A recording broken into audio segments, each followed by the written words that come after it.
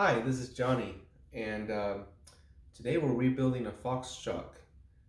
This shock is from 2003, and the old seals in the cartridge are worn and needing a replacement. And so I'm going to teach you how to save one of these old shocks. If you've got any shocks from the early to mid 2000s on your mountain bike, and you want to refurbish them or save them, that would be a great alternative to buying a new shock, which could cost you anywhere from $300 to $400 to $500. Why do that when you can save your old shock, especially if there are these quality Fox air shocks.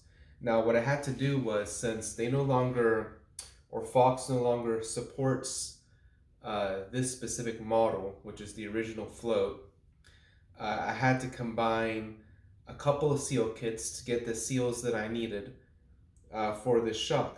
So I'm going to show you what tools you'll need to work on a shock.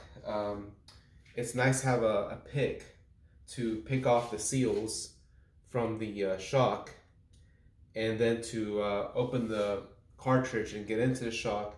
You'll of course need to let the air out of the shock, so you just need maybe a sharp object to stick in the strainer valve to let the air out. And then to unscrew the cartridge, you can use a vise like so. We can put our shock in the vise, and then we turn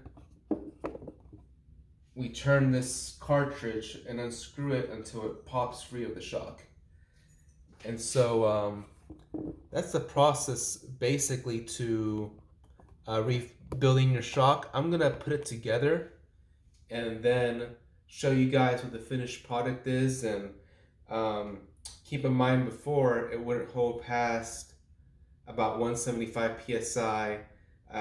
It was about at 175 when the shock decided to give out, and so we're gonna replace the seals and try it again. And we're gonna put them on the install it on the mountain bike that it came from. So stay tuned for that.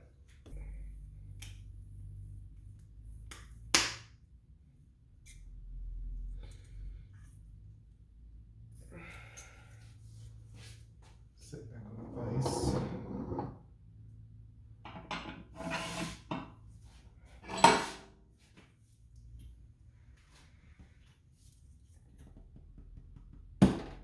There it goes.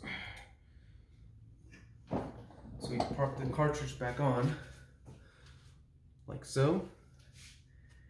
And these kits come with a little baggie of Fox fluid.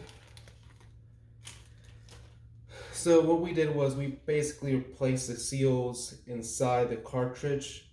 This surface seal here and this middle seal, we're not going to replace today. We're going to see how it functions without having to replace those two seals. So basically the bottom ones, where the oil collects over time, they'll, especially through heat, through friction, those shocks can start to get hard and crack. And that was the case with this shock. Those seals can start to get hard and crack, and that was the case with the seals that were in the bottom of this cartridge. So we're gonna put Fox fluid in there, we're gonna test it, and we're gonna see if it holds air. So we're gonna install it back on the bike and see if it holds air. So now we reinstalled our shock, and we're just gonna tighten down the pivots here, and then we're going to air it back up, and we're gonna see how it does. Looking forward to this part.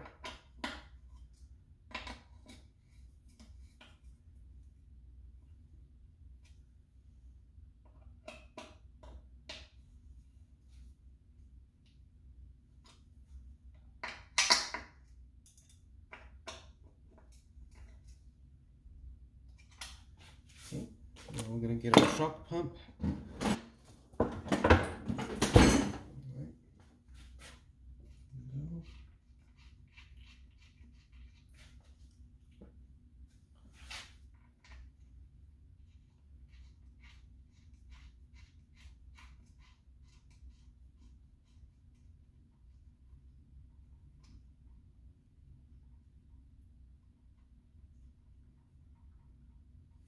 Start with about 150 psi, and then take it from there.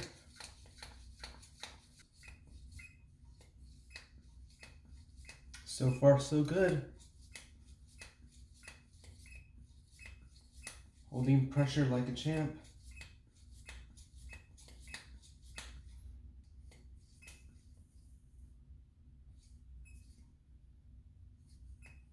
We're at 120, 130, getting there.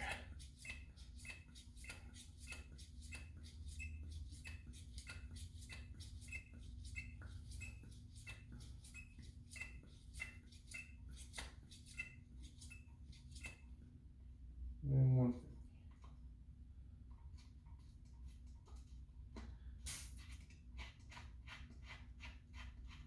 So we're gonna give it a little bit of a test ride and see how our new seals held up, how our handiwork held up, and hopefully this will last another 20 years and